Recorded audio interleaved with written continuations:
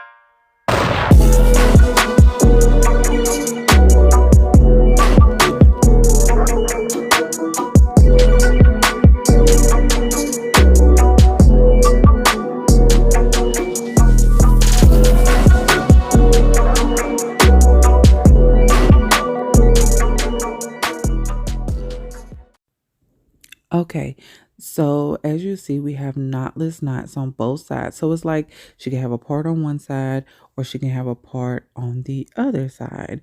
And then in the center section, we have the middle of the install, I guess, or the middle of the illusion. So again, we're just going to lightly go down the strand with the eyebrow shaver.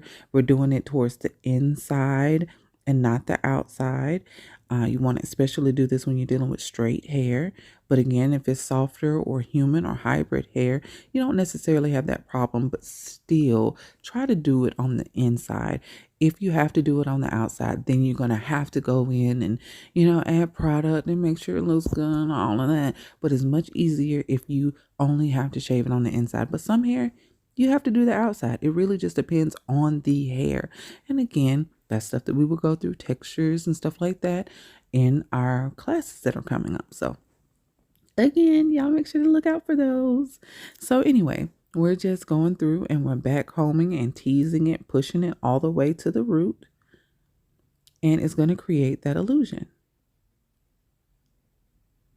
And you want to make sure that when you're holding the hair, you want to pull it kind of taut. But again, you're dealing like this hair is attached to this person's head. So you don't want to put too much tension on their scalp. So just be sure that you're you're being mindful of how tight you're pulling the hair. You can tell how tight you're doing it if you're doing a self install, but on the client, talk to them, communicate, and ask them if they feel the tension, because if they do feel it, then you're pulling it too tight. But as you see, the more we tease it, the more the individual strands go away, and you're able to see or create that illusion that is coming from the root. And the more you tease it, and the more you push it down towards the root, the better it's going to look. And as you see, I'm doing it towards the inside of the illusion, right? And not the outside, so that it doesn't create so many flyaways. And again, it's going to be a lot of flyaways. This is braiding hair. This is cheap ass 99-cent braiding hair. Not even necessarily crochet hair. So, and then it's straight on top of that. So yeah, it's gonna look a little frizzy, but this is the method that I use. And as you can tell on all of my installs, it really be looking like it's rooting, especially when it's curly hair.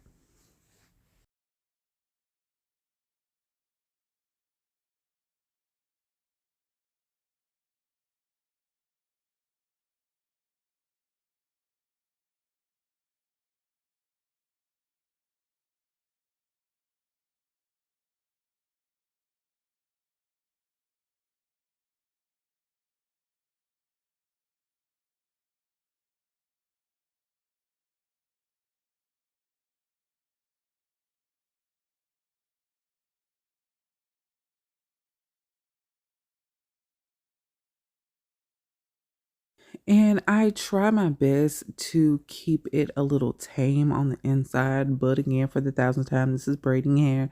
So it's not going to look as tame as it would look if it was actual crochet hair. But as long as it's on the inside, nobody's going to see that anyway. If it's in between the parts, nobody's going to see that. So don't really worry about it. But as you see, I'm just kind of taming it on the outside.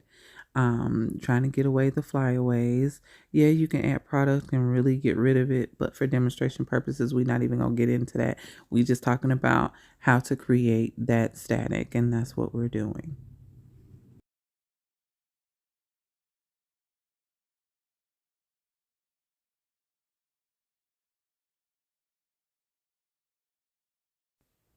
Now, as you'll see how it is kind of standing away from the hairline, that's because we're dealing with older recycled braids and it's not all the way to the root. But you see that line, right? If that was up on the actual hairline, that would really, really give, right? Like it would really give, because baby, it's rooting. It's rooting. But that's why it's important to get the braids started towards the very front, like as close as you can to the hairline, without creating, of course, a lot of tension, because you don't want to pull out they edges. You know what I'm saying? Like I leave a lot of edges out, but wherever the braid starts at and you want that illusion to start, you need that braid to start there. And again, we're going to go over ways to create those braids without creating tension in the classes that are coming up. So y'all be sure to look out for those.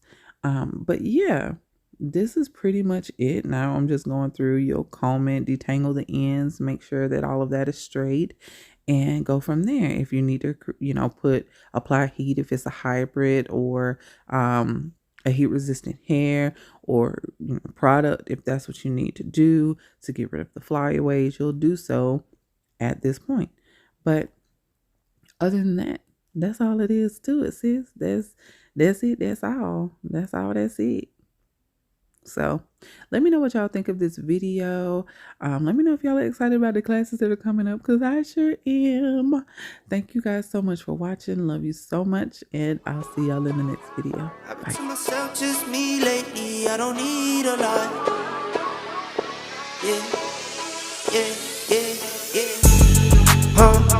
I've been to myself, just me lately. I don't need a lot.